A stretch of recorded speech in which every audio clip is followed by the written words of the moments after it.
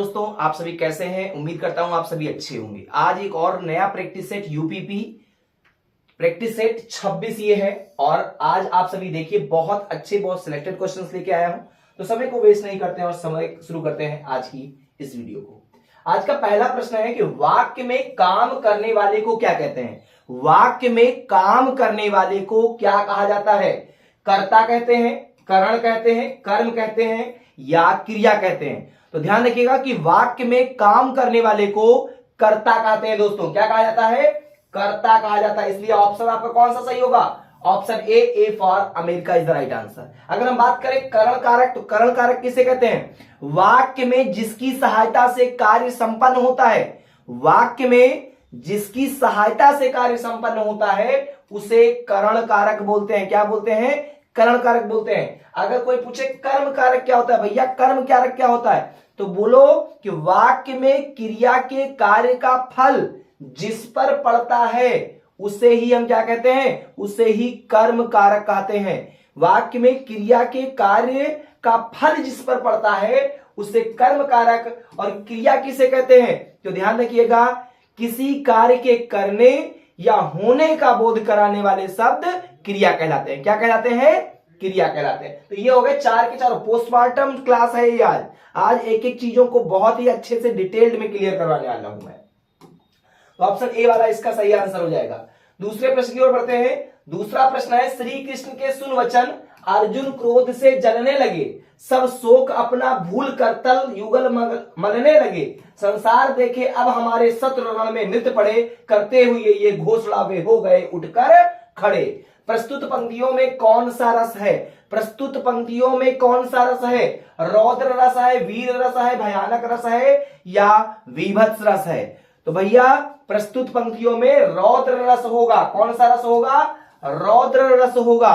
रौद्र रस का जो स्थायी भाव होता है, रौद्र रस का जो स्थायी भाव होता है वह क्या होता है, कोई बताएगा, कमेंट करके फटाफट बता सकते हैं आप सभी। रौद्र रस का स्थायी भाव क्या होता है, तो रौद्र रस का स्थायी भाव क्रोध होता है। क्या होता है, क्रोध होता है। ध्यान रखिएगा क्रोध होता है रौद्र रस का स्थायी भाव। और अनाचित या अवांछित स्थिति तथा उसके कारण किसी व्यक्ति या वस्तु को देखकर जो उत्पन्न क्रोध होता है उसे ही हम क्या बोलते हैं, उसे ही हम रौद्र रस कहते हैं, उसे ही हम रौद्र रस कहते हैं। ऑप्शन ए वाला सही हो जाएगा। A for America is the right answer. आगे बढ़ते हैं। हिंदी राम काव्य परंपरा के अंतर्गत एक विशिष्ट कृति कौन सी है, रामचंद्र का, कवि प्रिया, रसिक प्रिया या विज्ञान गीता। तो इसका जो राइट आंसर है वह दोस्तों होगा ऑप्शन ए रामचंद्र का। बिल्कुल रामचंद्र का जो है वो हिंदी राम काव्य परंपरा के अंतर्गत एक विशिष्ट कृति है। और इसके रचयिता कौन है, रामचंद्र का के रचयिता कौन है, तो इसके जो रचयिता है वो है केशव दास जी। कौन है, केशव दास जी जो है ये क्या है, इसके रचयिता है। और रामचंद्र का हिंदी राम काव्य परंपरा की एक विशिष्ट कृति मानी जाती है। तो option A for America is the right answer. आगे बढ़ते हैं। निम्नलिखित वाक्य में आए खाली स्थान के लिए सही शब्द चुनिए। गिलास, फिर आपको कुछ भरना है, रिक्त स्थान दिया है, तोड़ा, तुमने, उसने, किसने या इसने। तो इसका जो सही विकल्प होगा ये होगा गिलास किसने तोड़ा, गिलास किसने तोड़ा। अब आप सोच रहे होंगे कि तुमने भी तो सही हो सकता था, गिलास तुमने तोड़ा ये भी तो सही वाक्य लग रहा है, ये भी तो शुद्ध वाक्य लग रहा है। लेकिन ध्यान दीजिए यहां पे अंत में क्या आया है, क्वेश्चन मार्क, और इसका मतलब कहीं ना कहीं क्या है, कहीं ना कहीं प्रश्नवाचक चिन्ह है। तो ये प्रश्नवाचक वाक्य है, इसका मतलब प्रश्न पूछने का कार्य किया जाएगा। और अगर कह दिया जाए गिलास तो तुमने तोड़ा तब तो ये क्या होगा, ये स्वीकारात्मक वाक्य होगा। लेकिन यहां पे किसने से हमारा क्या हो जाएगा, ये प्रश्नवाचक वाक्य भी बन जाएगा। इसलिए option C for Canada is the right answer. आगे बात करते हैं। निम्नलिखित में से कौन सा संधि विच्छेद का एक गलत उदाहरण है, महा प्लस ओज, पौधन अक, नौधन इक, परोधन उपकार। प्रश्न क्या है, कौन सा संधि विच्छेद गलत उदाहरण है, सही नहीं पूछा गया है। 3 इसमें सही है, एक इसमें कोई ऐसा विकल्प, एक ऐसा ऑप्शन दिया गया है जो क्या है, जो गलत है, और वही आपको बताना है। तो इसमें जो गलत लिखा हुआ है वो लिखा है परोधन उपकार। भैया परोधन उपकार की जगह पे क्या सही होगा? सही होना चाहिए परधन उपकार। क्या होगा? परधन उपकार होगा। परोधन उपकार की जगह पे परधन उपकार होगा। और ये कैसी संधि है? तो भैया ये गुण संधि है। कौन सी संधि का उदाहरण है? ये गुण संधि का उदाहरण है। ध्यान दीजिएगा, परोधन उपकार की जगह पे परधन उपकार होगा और ये एक गुण संधि का उदाहरण है, इसलिए option D for Denmark is the right answer. आगे बात करते हैं, निम्नलिखित में से कौन सा विकल्प सुमेलित नहीं है?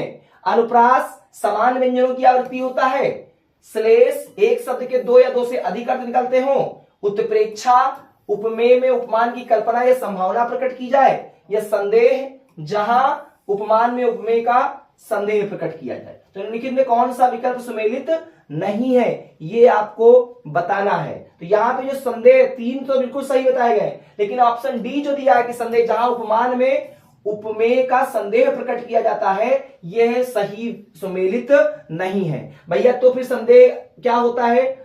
संदेह अलंकार की परिभाषा क्या होती है? तो ध्यान दीजिए कि जहां किसी व्यक्ति या वस्तु को देखकर, जहां किसी व्यक्ति या वस्तु को देखकर संशय बना रहे, अर्थात निश्चय ना हो, वहां क्या हो? वहां संदेह अलंकार होता है। वहां क्या होता है? मतलब जहां किसी व्यक्ति या वस्तु को देख करके संशय बना रहे, अर्थात निश्चय ना हो सके, वहां संदेह अलंकार होता है। जैसे कि एग्जांपल बहुत बढ़िया उदाहरण में देने जा रहा हूं कि सारी बीच नारी है कि नारी बीच सारी है, कि सारी की ही नारी है कि नारी की ही सारी है। ये किसका उदाहरण है? यह है संदेह अलंकार का उदाहरण है। फिर से मैं उदाहरण को बोले दे रहा हूं, सारी बीच नारी है कि नारी बीच सारी है, कि सारी ही की नारी है कि नारी की ही सारी है।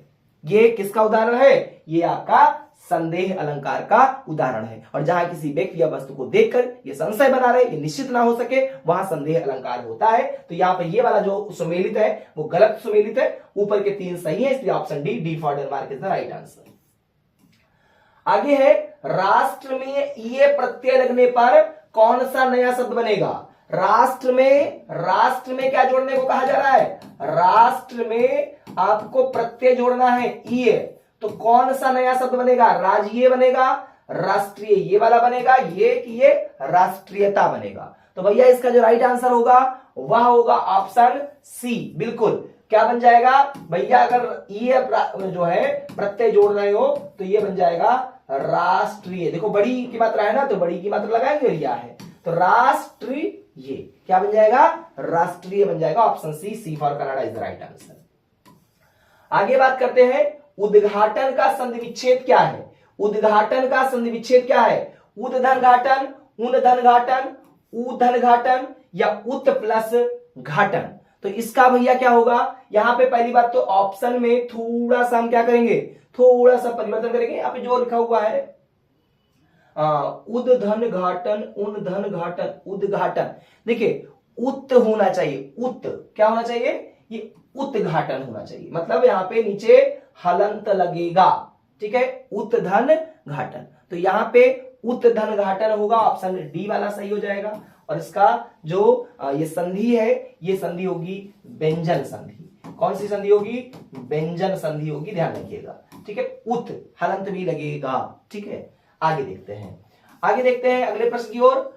कनफटा इस समास वेद का उदाहरण है। कनफटा इस समास वेद का बहुब्रीहि, द्वंद्व, ये द्वंद्व लिख गया, द्वंद्व या अव्ययी भाव या कर्मधार है। अब देखिए कनफटा का मतलब क्या होता है?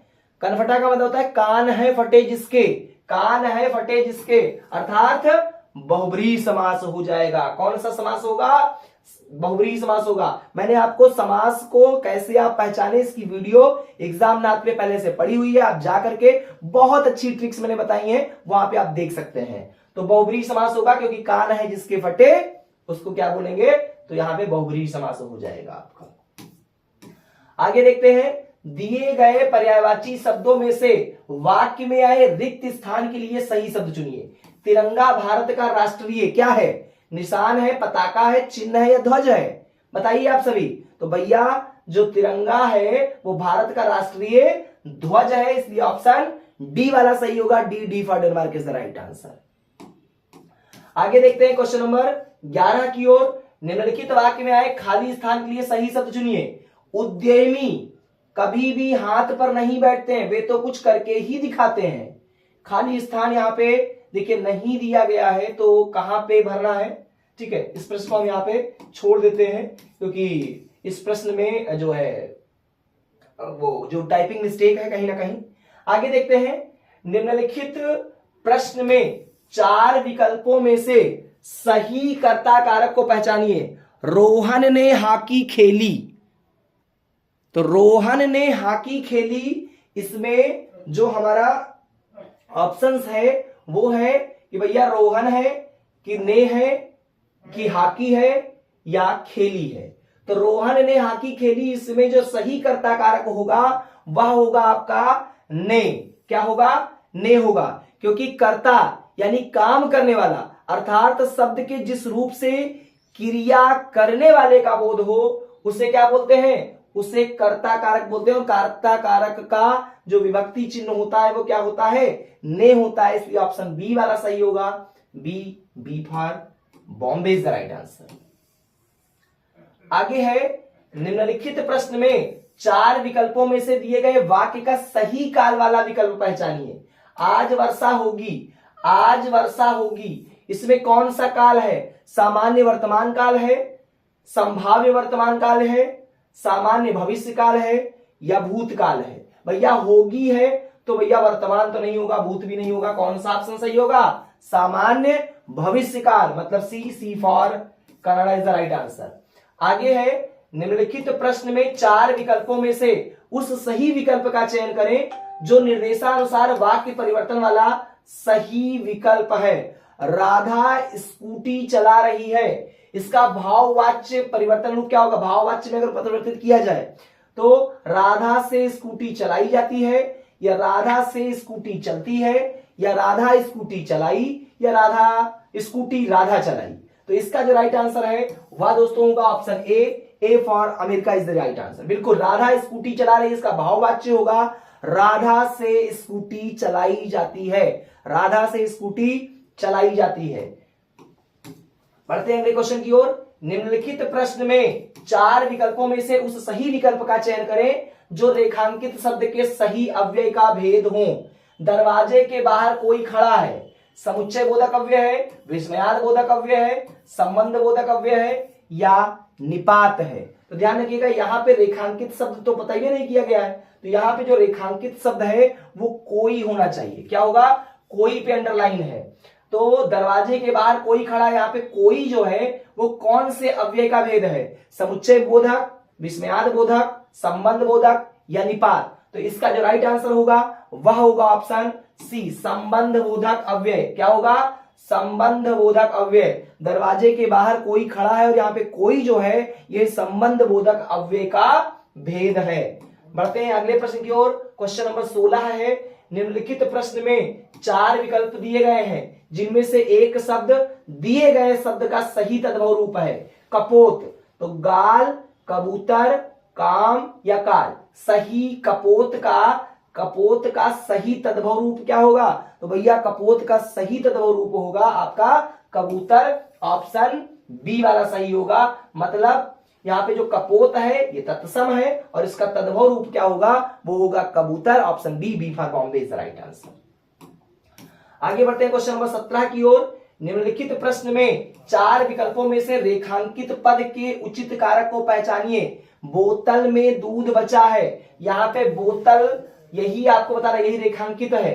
तो बोतल में दूध बचा है, संबोधन कारक, अधिकरण कारक, संबंध कारक या कर्म कारक? बोतल जो है शब्द है, इसमें कौन सा कारक है? तो बोतल में कौन सा कारक है? भैया ये है अधिकरण कारक। अब अधिकरण कारक कहते किसे हैं? तो संज्ञा के जिस